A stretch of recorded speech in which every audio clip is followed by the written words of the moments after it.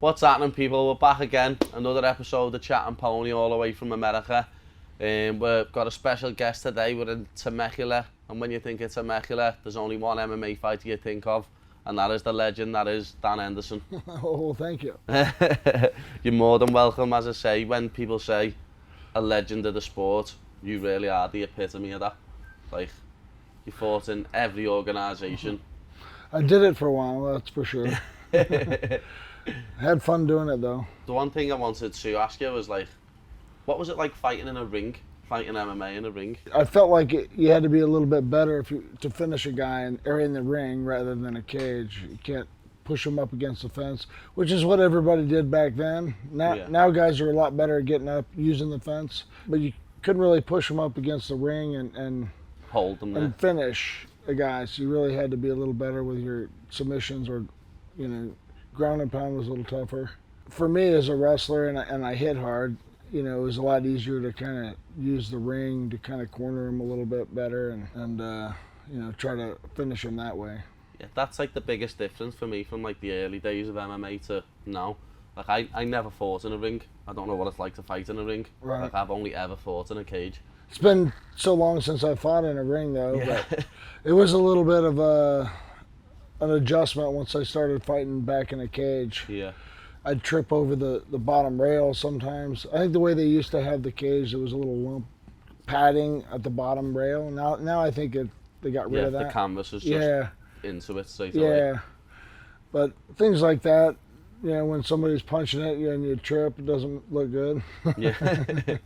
But obviously, before you ever fought, obviously your career started out wrestling. Yeah. And you won so many different things while you were wrestling. What was it like being a wrestler? Because obviously I started doing MMA as a whole. I never done jiu-jitsu or wrestling or anything. I think it's the best base to have. If you're going to do MMA, learn how to wrestle really good, because it allows you to control the fight a little better, where it goes, whether you want to stay up on your feet or take a guy down. Yeah, you can dictate where the fight goes. Yeah, and obviously, but I always say, wrestling might be the best base to have, but it won't finish a fight for you. There's no submissions in wrestling. There's no punching in wrestling. So you got to learn all of that as well, to kind of, like you said, dictate where the fight goes. It definitely helped. And the way wrestling is in America, the mental attitude, and it's probably one of the toughest sports to do in America, I think, built those habits in me, and I applied that in MMA. I was usually in pretty good shape and able to keep going pretty well. That's what I was going to say. In wrestling, you get pushed and pushed and pushed, don't you? Like, the mental fortitude that you must have to have, because you have so many wrestling matches as well. It's not like MMA where you only have a couple of fights a year. Right. In wrestling, you're wrestling multiple times every weekend, aren't you?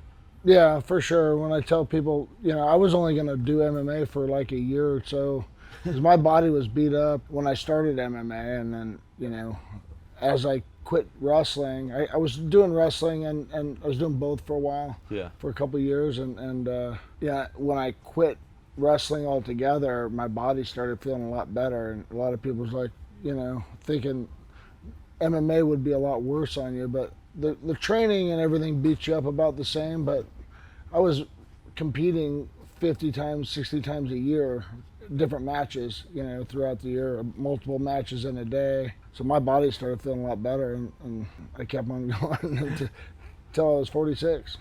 Yeah, I don't know how you could do like wrestling matches and fight in MMA at the same time. Fight camps kill me as it is. Yeah, but I was just always in shape year round. Conditioning wise, it wasn't a big deal. Yeah. Cross training wise, that's fine. But the practice and sometimes you get a little bit hurt in practice, and you're gonna have to wrestle 5-6 times that month or the next weekend. Yeah. You just never allow your body to heal. That was the biggest difference. And like I said, I felt so much better after I quit wrestling and just did fighting. So when you won that Rings King of Kings tournament, Yeah. was you still wrestling? Yeah. Yeah. Yeah, I was still training for wrestling. And that was right after, that's about when I quit. Yeah. Yeah, I tried to make the 2000 Olympic team. I came up short, and that was, I think the first part of the tournament was before the trials. Yeah, and then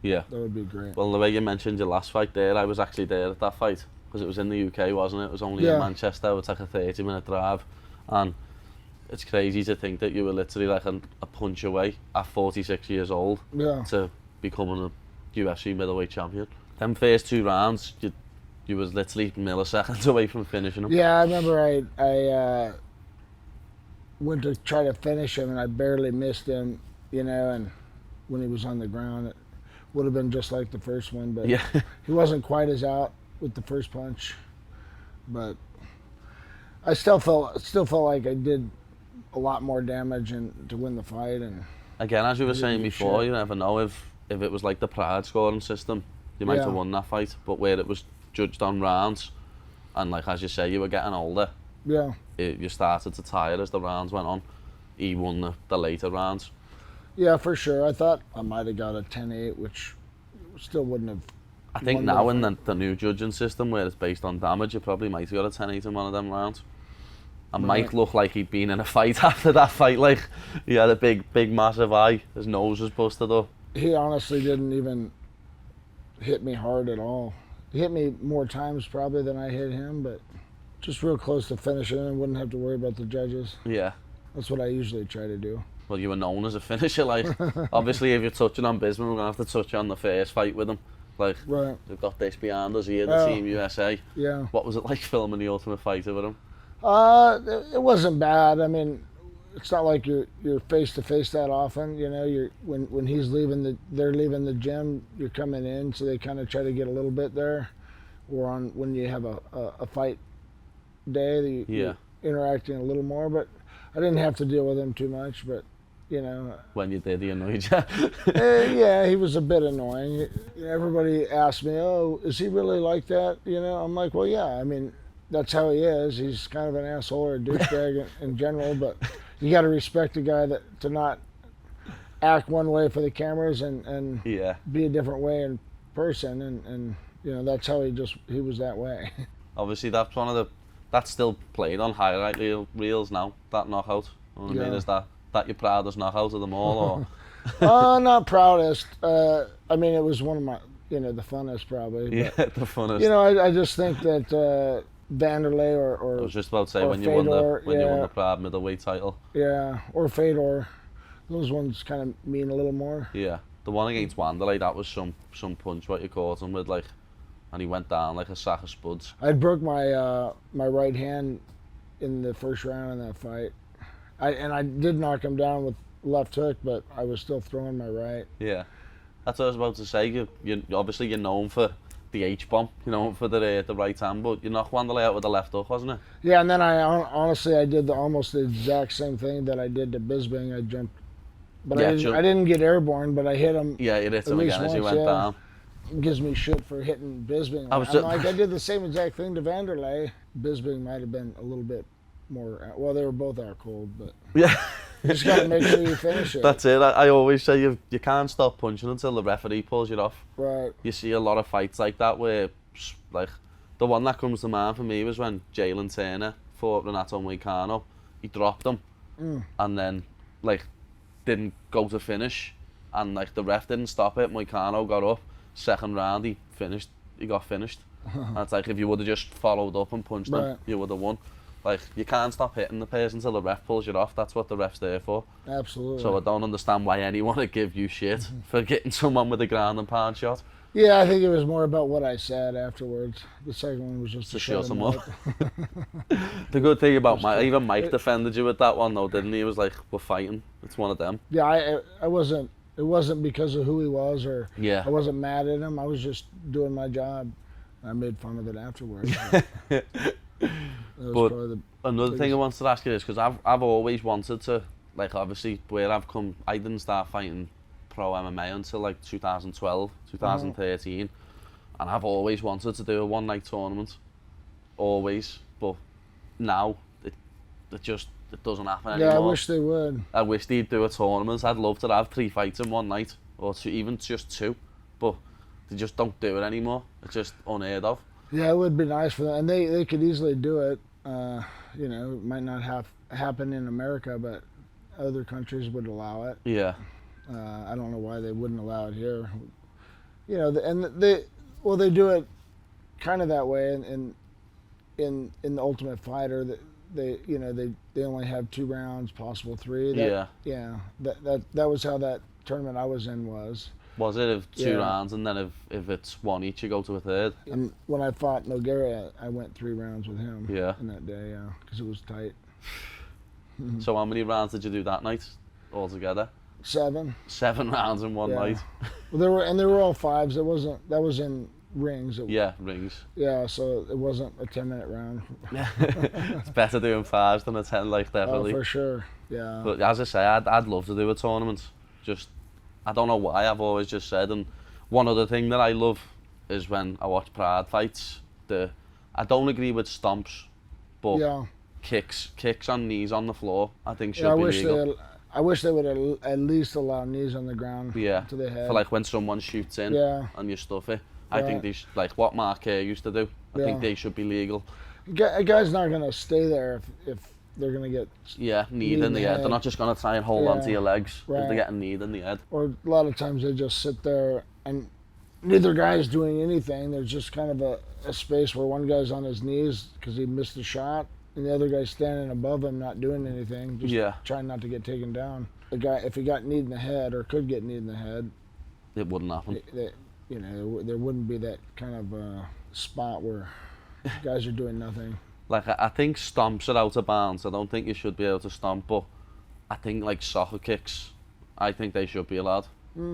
Yeah, maybe, but Pride, when I first got there and when I fought Vanderlei, they were trying to adjust the rules a little bit, and they were not allowing knees to the head on the ground or kicks if the guy was face down. Yeah. Their mentality was that, he doesn't see it coming. So they could hit him more. Right. So that, and Vanderlei kneed me right in the head on the ground when I was face down. So after that, I think after that event, they just got rid of that altogether and said it's just legal. Yeah. Yeah, I mean, I would love to have those rules in the UFC. Yeah, with elbows there. They didn't allow elbows. That was honest, but was it weird fighting in Pride without elbows, or did that not really affect your game? I had never fought much before that, so it wasn't like I was used to doing it. Because that'd affect my game in a big way, not being able to elbow with like ground and pound and stuff. It was fun once I got back in the UFC and was able to elbow. It was fun doing that. I did like the rules in Pride a little better, but I wish they would allow at least knees to the head on the ground in UFC. Yeah, like a mixture of both of the rules put together would be perfect. A 10-minute first round would be cool too. What was it like fighting on Pride? Because obviously I'll never get to experience that. It was. I don't know. It was pretty cool. Because they made like a spectacle of everything, didn't they? It was like fireworks and all crazy show. Big opening ceremony with, guy hitting the drums, and it was pretty cool. They call all the fighters out, wouldn't they? Who were fighting on the card. Yeah. You get a big reception. And sometimes they'd put you up in the stands and spotlight you. Yeah. And it was a big ordeal. It was pretty cool. So yeah, I enjoyed it a lot. They took care of the fighters pretty well, and a lot more respect for them. Yeah, like that's one of the biggest crowds, some of the biggest crowds ever, isn't it, for MMA? Like I've read like 80,000 and shit like that for some of them.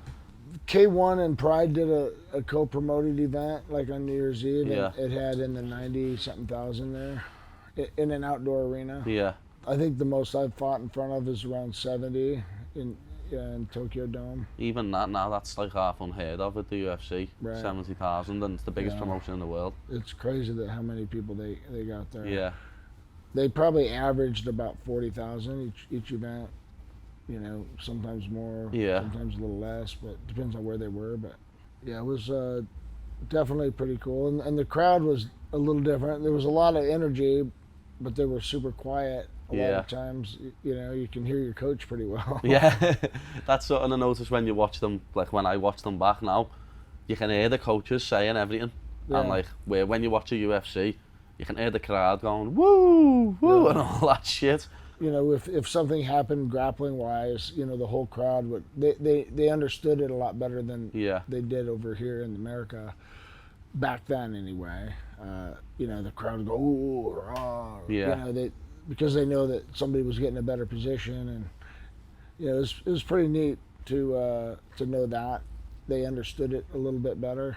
Because over here, if there wasn't enough punching or blood, they'd start booing, and Yeah. so I just thought I liked the Japanese fans a lot better. They just showed respect Yeah. for everybody. They never booed, hardly ever. Maybe once I heard them boo over a guy trying to pull guard the whole time. Yeah. But, Yeah, obviously back then, probably people in America didn't even really know that much about grappling. Right. But in Japan, they knew when someone was like rotating to get a better position or going for an armbar and stuff like that. It was pretty fun to fight over there in that circumstance where they understood it a lot better, and you didn't worry about getting booed, I should say.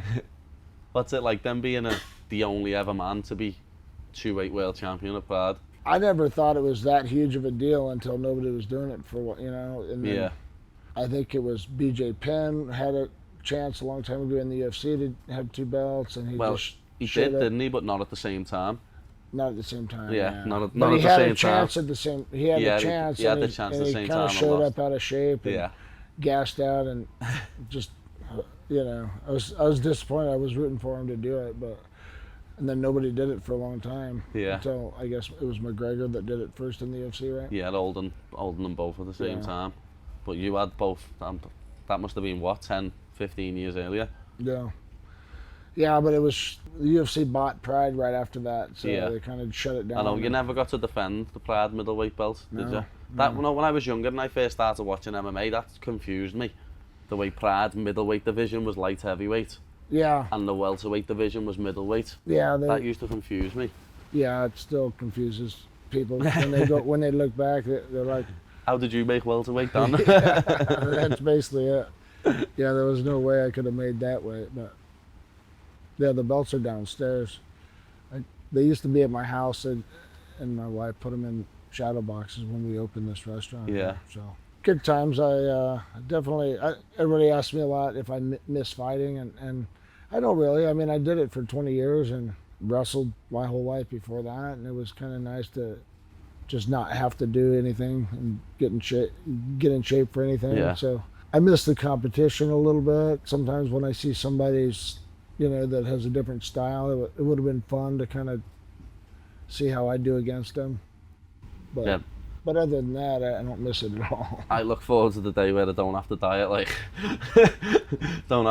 don't have to think about getting on a set of scales and having a fight with a set of scales. And how big are you gonna get? I don't know. If you don't have to get down. I'll be walking around at light heavyweight at least, I put on a few pounds. I'm probably about 215, 218. I'll probably end up heavier than that. Yeah, but I was always around between 200 and 205 when I was fighting. Yeah, which is mad thinking about it, because you fought at light heavyweight so much. Yeah. And you were walking around about that weight, and then you even fought heavyweights. Yeah. Obviously, you fought Fedor. What was that like? Because he was, when I first started watching MMA, he was the GOAT. I mean, everyone said he was the greatest of all time. Yeah, he was one of those guys that I think I would have matched up well against him just because of my wrestling, and I hit hard too. Yeah. And obviously you got to be careful. He hits hard too, and he's quick for a bigger, heavier guy. So going into it, I was pretty confident, but everyone in my camp was a lot more nervous than they were. My wife, everybody was like a lot quieter, during fight week, Yeah. They're nervous for me, I guess. But I remember when they do the tail of the tape, I was in the cage, or ring, the cage, I guess that was in that one was a cage. And, they put the stats up on the big screens. I was like, oh, I didn't know he had that much bigger of a reach than me. But it doesn't matter. Yeah.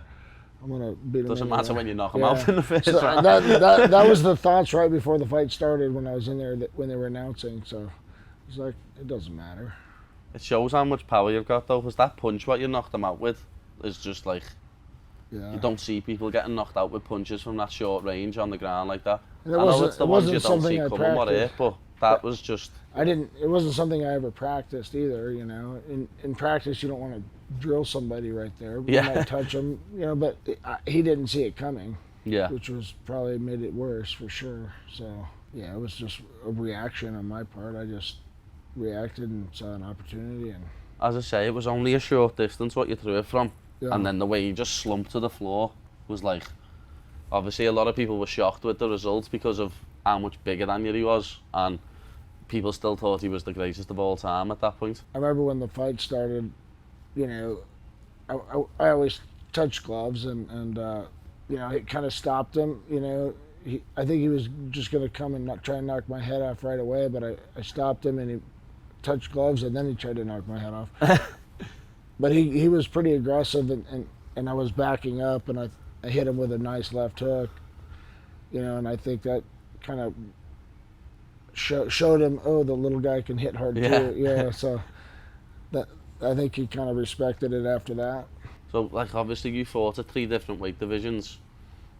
Who's like the hardest puncher you ever fought? What was like the biggest shot you ever took? Vanderlei hit hard. Yeah. Rampage hit pretty hard too. I would say Fedor, but he didn't hit me square, you know. Yeah. When he knocked me down, I was more off balance than anything, and he kind of slid.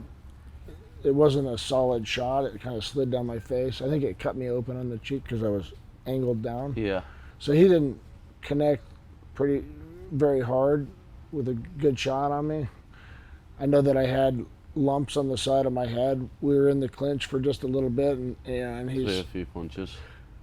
just those little short ones, Yeah. you know, and I had knots on the side of my head. I was like, damn. But I don't know who hit hardest. You know.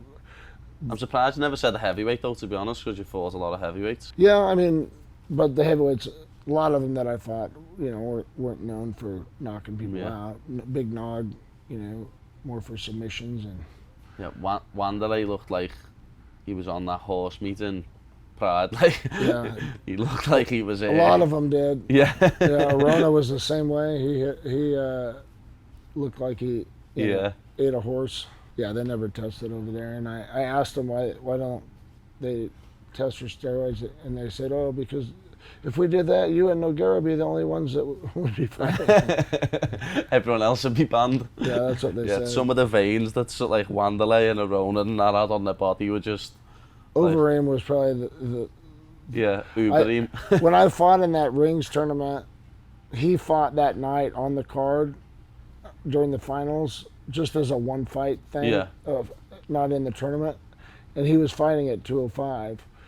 So, and he was real tall and skinny. Yeah, he was skinny. I've seen pictures of him before. And like even when he the fought next Chuck time Liddell. I saw him, a year later, or less than a year later, he was 270 or something like that. I'm like, holy shit! And, you know, what have you been eating? You know, he's like, I think he did say horse meat, horse meat and chicken.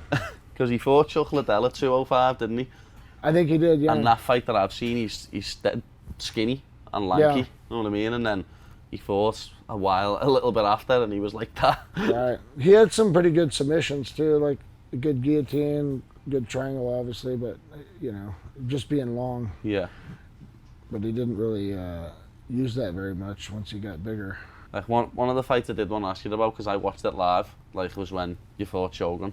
Which one? The first one. Yeah. The first one. That's still one of my favourite fights of all time. It's still, for me, possibly the best fight ever. Yeah, I wasn't expecting it to do that, but you know, I thought I was going to be able to break him, because he kind of did that against somebody else. I forgot who. He kind of quit halfway through the fight a little bit when it got a little tougher. So Forrest Griffin.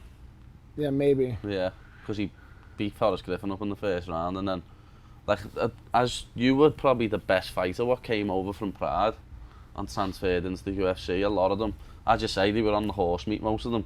Yeah. So when they come over to the UFC, they didn't really look the same. Yeah, and I think he had some injuries that he was recovering from when he had those bad fights. So, you know, I think I got him when he was, you know, in good shape, and so, which is when I'd like to fight guys when they're at their peak. And I know that I beat them at their peak.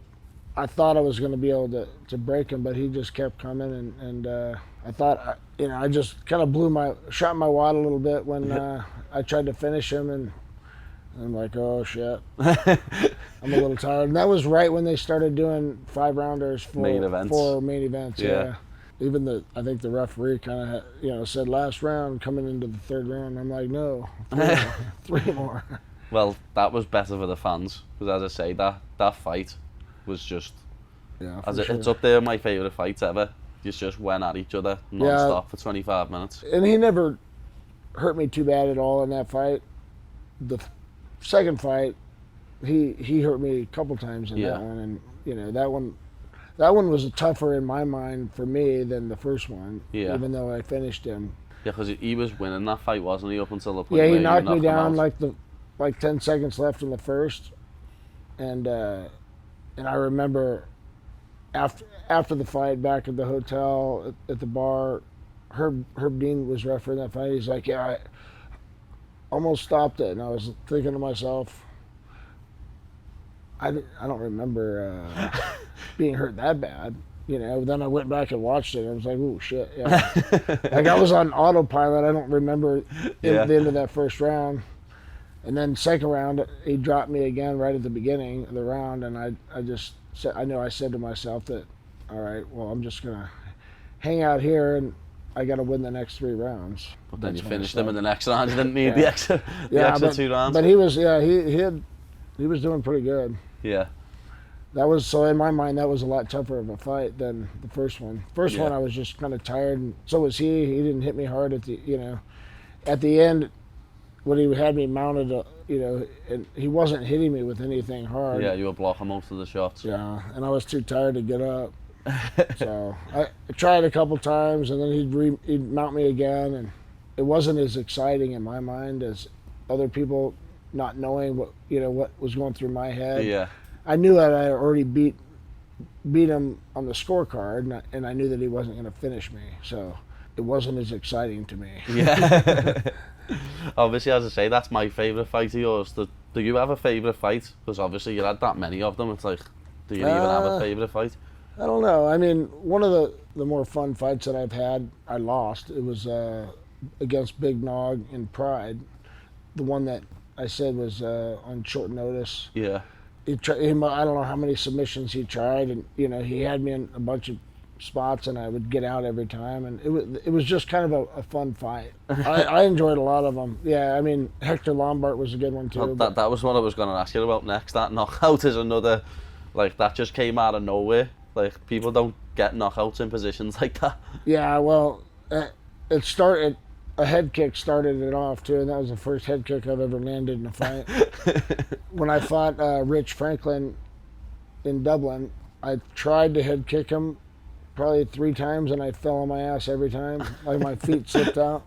I'm just not that flexible. Yeah, you're not known for your head kicks, like.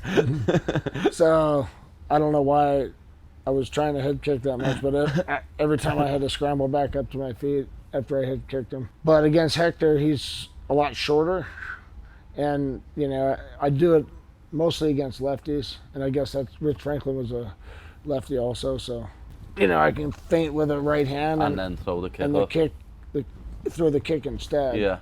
So I did it a lot in practice, but never landed one in the fight until Hector, and then he caught my leg, and I just through the elbow. Is that another one of them, like the Fedor one? It's not you ever practice. It just come off the top of your head. I've never practiced that, no. But yeah, it was just, I think I saw him out of the corner of my eye, and just right there. And then I threw a couple more elbows on the ground. Yeah. Yeah, he had come to train at my gym for about 3 months. He's Cuban, but he was in Australia for a long time. Yeah. And when he first came from Australia to America, he came to my gym first. Every time I'd leave town, I'd come back and hear that he did this and he did. He was just kind of a bully in practice. I was just about to say, he was a bad training partner. Like, he used to knock people out and laugh about it and stuff like that. When you're warming up, trying to knock you out. It wasn't even just when they're going hard. It was when you're drilling or kind of going easy. He'd try to knock them out, body shots, head shot. It doesn't matter. And I'd hear about it every time, and every time I was there, he was fine. Yeah. I was just waiting for him to to do something Yeah. so you could take it out on him. So, and I never had a problem with him, but all my guys said, you know, he was a bully. Yeah. You know, so the week before I was fighting him, you know, I guess he said something like I never made him feel at home. I didn't give him my phone number when he was training at my gym. I never had a problem with him, but nobody liked him at my gym. That's why he left. You know? I didn't kick him out, but I didn't ask him to stay. Yeah. And I said everybody thought he was a bully. So then we're doing a face-off like for media the week of the fight, like 2 days before or something, and he's saying, you know, why you said I'm a bully? And I'm like, what did you say? I can understand it. and he said it slower, like I can understand you now. And like he wanted me to name somebody. I'm like, everybody said you're a bully. And so I just thought, man, that wasn't the place to ask me that. I'm gonna fuck you up. So I might have thrown an extra elbow or two. Even Michael Bisping, I didn't dislike him in that way. Personally, you know, Hector was just kind of an asshole in practice, and you know, and just kind of a bully. So. To be honest, I've never trained with any Cubans, but I hear that about Cuban boxers, Cuban MMA fighters. Like, they just, everything's like a fight to them. They don't like treat the sparring partners like the sparring partners. They go in and try and kill them. Leading up to the fight, or when they announced it, you know, I had fought for a long time at that point. That was the second to last fight I had, so I had fought for a long time and know a lot of the guys, and a lot of his training partners and coaches were telling me that, coming up and saying, I hope you beat that fucker's ass. He's just he was a bully in their practice. Nobody liked him. Yeah, he was very disliked by everyone that came across him. Yeah, I was shocked a little bit to hear that from some of them, but I was like, all right, I'll do my best. He was another one of them though, wasn't he, that was raved about in different organisations, but when he comes to the UFC, it looked like before he got there he was on some performance enhancers. That's why he was doing so well outside the UFC. I'd imagine that he was doing something, but you know, I don't know. Yeah. I'm not the one putting the needle in him. Yeah. He had that type of body though, didn't he? Yeah, for sure. Yeah, I mean, there was a lot of us. I was real happy when the UFC started doing the no advance notice drug test. I was asking them to do that for years. Yeah. Because that's what being on the Olympic team, I was subject to that for years also. And then I was saying, you know, that would get rid of it. Everybody knows, you know, the way it was, you get drug tested before or after a fight, right during that time, you know, so you kind of can plan for it and do whatever you need to do to not get tested positive. So I think that's another reason why everyone loves you though, like, and you're so well respected in the sport of MMA. Do you know that you've never done anything like that? Yeah, other than TRT, but I didn't do that until the athletic commission told me I could. I was like, oh, I didn't even want to do it. I was like, my testosterone levels were so low for, you know, at a young age. Like I was like 30 something, 33 maybe when I started doing that, 35 maybe. And I did it until, you know, and then everybody else started abusing it, and then they said no more. Get it gone. Like I used to love watching Vitor Belfort fight, but when he got on the TRT, he was like a different person. Talk about the guys that abused it and made it go away. Yeah. Him, Trail probably had a little bit something to do with that too, but I didn't notice a big difference when I stopped doing it. You know, for me, a lot of MMA and how you fight is a mental attitude. Yeah. You know, you go in there, you got to have a positive attitude. You got to be confident. Practices as well, you know, so you just train that way. And you know, I was only doing it, and I would always test myself during training camps.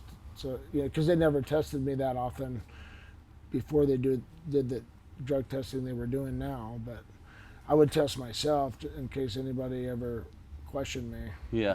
So how many fights before you retired did they bring you off the TRT?